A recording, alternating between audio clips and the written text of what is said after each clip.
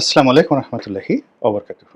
সম্মানিত দর্শক, আমেরিকার ইতিহাসে যে কজন সাহসী, একরোখা এবং গোয়ার গোবিন্দ প্রকৃতির প্রেসিডেন্ট এসেছেন, তাদের মধ্যে ইতিহাস থেকে আমরা পড়েছি জন অ্যাডামস খুবই গোয়ার প্রকৃতির একজন প্রেসিডেন্ট ছিলেন। এরপর আরও একজন প্রেসিডেন্ট ছিলেন হ্যারি কে ট্রুম্যান, যিনি দ্বিতীয় বিশ্বযুদ্ধের সময় হিরোশিমা এবং নাগাসাকিতে বোমা নিক্ষেপ করেছিলেন। তারপর আরও একজন রাগী প্রেসিডেন্ট ছিলেন, তিনি হলেন রোনাল্ড রিগান। কিন্তু উনি রাগী হলেও ওনার যে ক্রোধ এবং সৌজন্য এবং ভদ্রতা, এর মধ্যে একটা অসাধারণ, যাকে বলা হয় সৌন্দর্য ছিল, অনেকটা রয়্যাল বেঙ্গল টাইগারের মতো রাজসিকতা ছিল। কিন্তু ডোনাল্ড ট্রাম্পের যে রাগ, যে ক্রোধ, এটা একটা বন্য মহিষের মতো, মানে একটা মহিষ রাগ হলে যে অবস্থা করে ঠিক ওই রকম। তো তার জীবনে অনেক ঝড় এসেছে, বিপদ এসেছে, এবং সে একজন ইউনিক মানুষ, সব দিক থেকে ইউনিক, তার সঙ্গে কারো তুলনা করা যায় না। তো শত বিপদ এবং বিপত্তির মধ্যেও বিশেষ করে জো বাইডেনের সময় তিনি যখন অ্যারেস্ট হলেন, তখনও তাকে যেভাবে অবিচল দেখেছি। কিন্তু ইরান এবং ইসরায়েলের যে যুদ্ধ এই মুহূর্তে চলছে, এই যুদ্ধে তিনি একেবারে বিপর্যস্ত হয়ে পড়েছেন এবং তার চেহারা ভেঙে গেছে এবং তার কণ্ঠ কাঁপছে, এবং তিনি যে আচরণ করছেন, কথাবার্তা বলছেন, অনেকটা এলোমেলো কথাবার্তা বলছেন, যেটার কোনো রাষ্ট্রপ্রধান হিসেবে কনসিস্টেন্সি নেই। দ্বিতীয়ত, তার সঙ্গে যারা আছেন, বিশেষ করে মার্কিন প্রতিরক্ষা মন্ত্রী, পররাষ্ট্রমন্ত্রী, গোয়েন্দা প্রধান তুলসী গ্যাবার্ড এবং অন্যান্য যারা গুরুত্বপূর্ণ ব্যক্তি রয়েছেন, ভাইস প্রেসিডেন্ট, তারা সবাই ট্রাম্পের মতোই এলোমেলো কথাবার্তা বলছেন এবং সকলের কণ্ঠে ভয় এবং আতঙ্ক। তাই জাস্ট আজকের যে শিরোনামটি, মনে হচ্ছে যে এই পরিবেশ পরিস্থিতির কারণে তারা আতঙ্কগ্রস্ত হয়ে তারা আল্লাহ বা তাদের যে গড, তাদের সহযোগিতা, মানে সেই গডের সহযোগিতা তারা কামনা করছেন, প্রার্থনা করছেন। তো আমরা যারা ইসলাম ধর্মাবলম্বী, আমরা কি করি, যখন কোনো বিপদ আপদে পড়ি, আমরা দোয়া ইউনুস পড়ি, লা ইলাহা ইল্লা আনতা সুবহানাকা ইন্নী কুনতু মিনাজ জালিমিন। দোয়া ইউনুসের সঙ্গে আমাদের ডক্টর ইউনুসের কোনো সম্পর্ক নেই। হযরত ইউনুস আলাইহিস সালাম আল্লাহর অতি কেতাদুরস্ত একজন বান্দা ছিলেন এবং একজন মশহুর নবী ছিলেন। মহান আল্লাহ তাকে ভালোবাসতেন এবং তাকে যে দায়িত্ব দিয়েছিলেন আল্লাহ রাব্বুল আলামিন, সে দায়িত্ব তিনি চমৎকারভাবে পালন করেছিলেন। কিন্তু দায়িত্বের একটা সময় তিনি আল্লাহর কাছে কিছু চাইলেন বা দোয়া করলেন। আল্লাহ তার সেই দোয়া কবুল করেছিল, কিন্তু তিনি সীমা অতিক্রম করে মনে করেছিলেন যে একটা নির্দিষ্ট সময়, আমরা যেমন বলি না, হয়ে যা সেম সেম, খুলে যা সেম সেম, এক্ষুনি হও, এরকম একটা জিনিস। তো যা হোক, তিনি একটি জাতি এবং ধর্ম বর্ণ সম্প্রদায়, যে সম্প্রদায়ের মধ্যে ইসলাম প্রচার করতেন, সেই সম্প্রদায়ের লোকরা মানে তার কথা শুনল না। তিনি আল্লাহর কাছে বললেন যে, হে আল্লাহ, তুমি এদেরকে ধ্বংস করে দাও, এবং প্রকাশ্যে তিনি বলে তিনি মনে করলেন তার দোয়া কবুল হয়ে গেছে, তিনি সেখান থেকে চলে গেলেন অন্য একটা জায়গাতে। এবং বহুদিন পর তিনি ফিরে এলেন। ফিরে আসার পর দেখলেন যে জনপদ ধ্বংস হয়নি, তিনি একটু মনক্ষুণ্ণ হলেন আল্লাহর প্রতি। দ্বিতীয়ত, যারা লোকজন তাকে বদদোয়া করতে শুনেছিল এবং তাকে আল্লাহ নবী হিসেবে তারা টিটকারি করতো যে কিসের নবী, তো তারা আরও টিটকারি বাড়িয়ে দিল, এবং এই কারণে তিনি আবার সেই জনপদ ছেড়ে যখন চলে যাচ্ছিলেন, তখন আল্লাহ রাব্বুল আলামিন তাকে আবার একটা পরীক্ষার মধ্যে ফেললেন, এবং সেই কাহিনী আমরা জানি যে সমুদ্রে তাকে নিক্ষেপ করা হলো, তাকে একটি মাছ গিলে খেলো, এবং যখন সমুদ্রে নিক্ষেপ করা হলো গভীর রজনী, আবার যখন সেই মাছটি তাকে গিলে খেলো এবং সেই মাছের পেটের অন্ধকার, রাতের অন্ধকার, এবং সমুদ্র তলে সেই মাছটি আবার সমুদ্রের তলে চলে গেল, সেই ত্রিমুখী অন্ধকার। তো সেখানে একটা মানুষ তো সাধারণত আল্লাহর প্রতি বিশ্বাস রাখতে পারে না, সে তো মনে করেন আমি মরেই গেছি, আমাদের একটা সাপে কামড় দিলে আমরা সেন্সলেস হয়ে পড়ে যাই, এবং দোয়া ইউনুস, মানে আমাদেরকে যদি হাতুড়ি দিয়ে পিটানো হয় গোকরা সাহেবের সামনে, দোয়া ইউনুস মনে থাকে না। এবং এটা বাস্তবতা হলো যে আওয়ামী লীগের একজন বিখ্যাত এমপি ছিলেন। বাংলাদেশে খুব নামকরা ডাক্তার প্রাণ গোপাল। তো ডক্টর প্রাণগোপাল এই কথাটা বলছিলেন। উনি তো আপনারা সবাই ডক্টর প্রাণগোপালকে চিনেন। তো মহান মুক্তিযুদ্ধের সময় উনারা পালিয়ে ভারত যাচ্ছেন মুক্তিযুদ্ধ করার জন্য। তো পথে খান সেনারা, পাকিস্তানি সৈন্যরা তারা লোকজন থামিয়ে মুসলমানি করে কিনা দেখে, এটা দ্বিতীয় ফেজে। তারপর কালেমা জানে কিনা এটা পরীক্ষা করে এবং তাদের সাথে রাজাকাররা থাকে, আলবদররা থাকে, আশামস থাকে।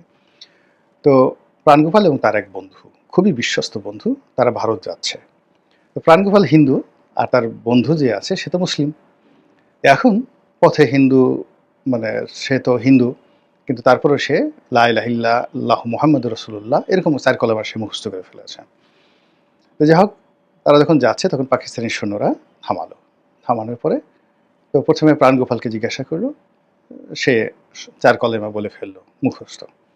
তো তাকে ছেড়ে দিয়ে ওই যে অরিজিনাল মুসলমান তাকে জিজ্ঞাসা করলো, সে ভয়ে কলেমা ভুলে গেল এবং পাকিস্তানি সৈন্যরা, রাজাকাররা তাকে স্পট গুলি করে, ব্রাশ ফায়ার করে তারা সেখানে মেরে ফেলে। এই কথা বলছেন এবং প্রাণগোপাল কিন্তু সেই সাক্ষাৎকারে তিনি কাঁদছিলেন যখন তিনি আসলে এমপি হননি। তো সেটা মনে পড়লো যে এখানে যে আসলে মানুষ যখন বিপদে পড়ে তখন দোয়া ইউনূসের কথাও মনে থাকে না, আল্লাহ নামও মনে থাকে না। তো এইরকম একটা বিপদে, যে বিপদ গোকরা সাপের চেয়ে কোটি কোটি গুণ বেশি, সেই বিপদের মধ্যে পড়ে তিনি কোনো কিছুর কথা চিন্তা করলেন না, সরাসরি আল্লাহকে চিন্তা করলেন, আল্লাহর কাছে আত্মসমর্পণ করলেন এবং আল্লাহর কাছে বললেন যে লা ইলাহা ইল্লা আনতা সুবহানাকা ইন্নী কুনতু মিনাজ জালিমিন। হে আল্লাহ, তুমি ছাড়া তো আমার আসলে কেউ নেই, কোনো ইলাহ নেই। এখন আমি তো নিজের প্রতি জুলুম করেছি, এতটুকু বেশ, আর কিছু করার দরকার নেই। তিনি বললেন আমাকে রক্ষা করো, আমাকে বাঁচাও, আমাকে মাফ করো, কিছুই বললেন না। শুধু বললেন যে তুমি ছাড়া আর কোনো ইলাহ নাই, লা ইলাহা ইল্লা আনতা সুবহানাকা ইন্নী কুনতু মিনাজ জালিমিন। মানে তুমি সমস্ত দুর্বলতা এবং অক্ষমতা থেকে মুক্ত, তুমি না পারো পৃথিবীর এমন কোনো কাজ নাই। আর আমি এত খারাপ যে আমি তোমার বান্দা হিসেবে তোমার শুকরগুজার হতে পারিনি, আমি নিজের প্রতি জুলুম করেছি। আল্লাহর এই যে দোয়াটি, হযরত ইউনূস আলাইহিস সালামের দোয়াটি এত পছন্দ হলো যে তিনি তাকে সেই মাছের পেট থেকে রক্ষা করলেন এবং এই স্মৃতিটিকে কিয়ামত পর্যন্ত জাগরুক রাখলেন তার বান্দাদের জন্য, এবং এটির নাম দোয়া ইউনূস কালামে পাকে রয়েছে। বিপদে পড়লে আমরা এই দোয়া পড়ি। এখন ডোনাল্ড ট্রাম্প যে বিপদে পড়েছেন, তিনি তো ইচ্ছা করলে এখন দোয়া ইউনূস পড়তে পারবেন না। তাকে দোয়া ইউনূস পড়তে হলে মুসলমান হতে হবে, বিশ্বাস করতে হবে, এবং সেটা যদি হয় তাহলে তো এটা পৃথিবীর জন্য একটা বিরাট ব্যাপার। মানে আমি সাধারণত এটাকে ওয়েলকাম জানাই যে সারা পৃথিবীর ইতিহাস নতুন করে লিখিত হবে যদি সে দোয়া ইউনূস পড়ে এখানে মুসলমান হয়ে যায়। কিন্তু এখন তার যে অবস্থা, তার অবস্থা অনেকটা দোয়া ইউনূস পড়ার মতোই অবস্থা। তার সমস্ত কিছু এলোমেলো হয়ে গেছে এবং এটা সেই রাখাল বালকের গল্পের মতো। তিনি তার কর্মজীবনে এত মিথ্যা কথা বলেছেন এবং এত মিথ্যা কথা এখনো বলে যাচ্ছেন। আগেরবার কত যেন বলেছিল যে ৫ বছরে তিনি ২০,০০০ বার বা ২০ লাখ বার কতবার যেন মিথ্যা কথা বলেছেন। একেবারে গুনে গুনে পত্রিকাগুলো বের করে ফেলেছিল। এবং কথাবার্তা, সকালে এক কথা, বিকেলে এক কথা, এবং কথা দিয়ে কথা না রাখা, পাগলামো করা, এই সমস্ত কারণে অনেকে মনে করেছেন যে মার্কিন জাতির জন্য ডোনাল্ড ট্রাম্প একটা অভিশাপ।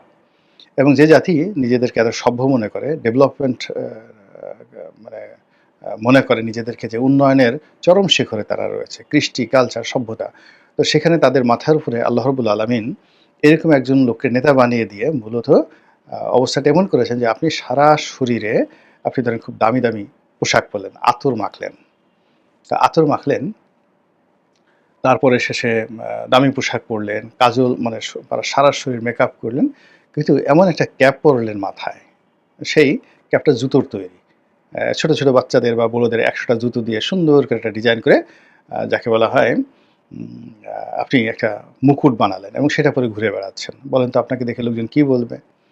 তদ্রূপ একটা জাতিকে যখন আল্লাহ রাব্বুল আলামিন শাস্তি দিতে চান, তখন সেখানে এরকম ডোনাল্ড ট্রাম্পের মতো নেতা তাদের মাথার উপর বসিয়ে দেন এবং সেই জাতির অপমানের জন্য এরকম একজন নেতাই যথেষ্ট।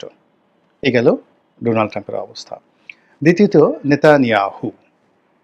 এই ভদ্রলোক ইসরায়েলের রাজনীতিতে যে উগ্রতা দেখাচ্ছেন, ইসরায়েলে প্রথম থেকেই যারা প্রেসিডেন্ট হন, প্রধানমন্ত্রী হন, কিংবা প্রতিরক্ষা মন্ত্রী হন, এরা খুবই উগ্র প্রকৃতির মানুষ, উগ্র ইহুদিবাদ। কিন্তু এর মতো এরকম উগ্র, নেতানিয়াহুর মতো এরকম উগ্র ইসরায়েলের ইতিহাসে কখনো আসেনি।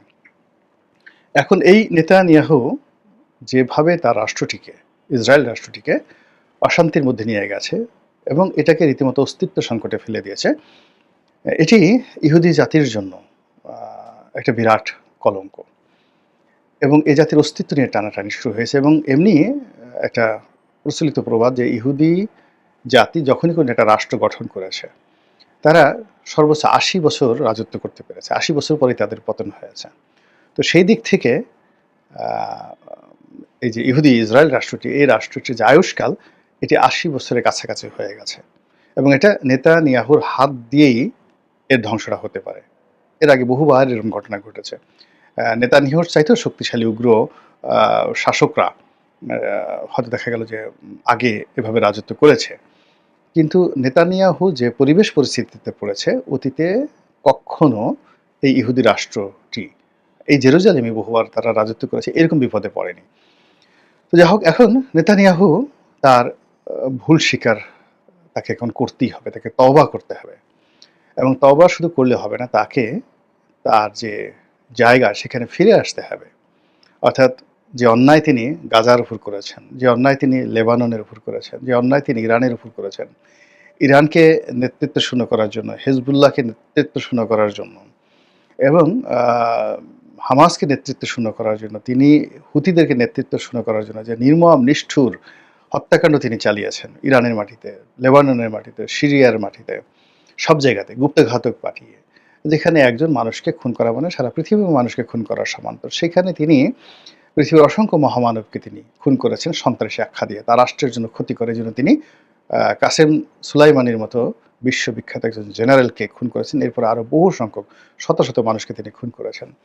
ফলে এখন যে সময়, এই সময়টাতে ইরান এবং ইসরায়েলের যে যুদ্ধ, এই যুদ্ধের ফলে তার জন্য যে পরিস্থিতি তৈরি হয়েছে, আমার কাছে মনে হচ্ছে যে ফেরাউন হজরত মুসা আলাহিস সালামের সাথে যুদ্ধ করতে গিয়ে একেবারে শেষ পর্যন্ত যে বিপদে পড়েছিলেন, যখন তওবার যে দরজা তার জন্য বন্ধ হয়ে গিয়েছিল। স্বয়ং জিবরাইল আলাইহিস সালাম তাড়াহুড়া করছিলেন যেন কোনো অবস্থাতেই ফেরাউন এই নীল দরিয়ার মধ্য থেকে বা সাগরের মধ্যে যে পথ আল্লাহ তৈরি করে দিতেছেন, সেই পথে যে তাড়া করছিল সে হযরত মুসা নবীর পেছনে, সেখান থেকে সে যেন ফিরতে না পারে, সে যেন পানির মধ্যে মরে যায়। এর কারণ হলো, সে যদি কোনো কারণে ভীত সন্ত্রস্ত হয়ে তওবা করে ফেলতে পারে, তাহলে আল্লাহ যে অপার করুণাময় দয়াময়, সেটা আল্লাহ ক্ষমা করেও দিতে পারে। এইজন্য মানে তার তওবা যেন কবুল না হয়, এজন্য স্বয়ং ফেরেশতা জিবরাইল আলাইহিস সালাম তাড়াহুড়া করেছেন। তাফসিরে পড়ে দেখেন, তাফসিরে কবির বর্ণনা বিখ্যাত তাফসির গ্রন্থে এইভাবেই আছে। এবং পরবর্তীতে আল্লাহর সঙ্গে জিবরাইল আলাইহিস সালামের যে কথা হয়েছিল, সেখানেও চমৎকার এটার বর্ণনা রয়েছে। তো সেই ক্ষেত্রে নেতানিয়াহু মানে তিনি এখন এই বর্তমান পৃথিবীতে এতটা ঘৃণিত, তো ফেরেশতা কুল তার সম্পর্কে কী সিদ্ধান্ত নেবে আমরা জানি না। কিন্তু আমরা যারা সাধারণ মানুষ, আমরা কোনো অবস্থাতেই চাইব না যে তার তওবা কবুল হোক। আমরা দুনিয়া এবং আখেরাতে এই নেতানিয়াহুর শাস্তি চাই। মহান আল্লাহ আমাদের সবার হেদায়েত কবুল করুন, দয়া করুন, করুণা করুন এবং এই পৃথিবীর কল্যাণ সাধন করুন। আসসালামু আলাইকুম ওয়া রাহমাতুল্লাহি ওয়া বারাকাতুহু।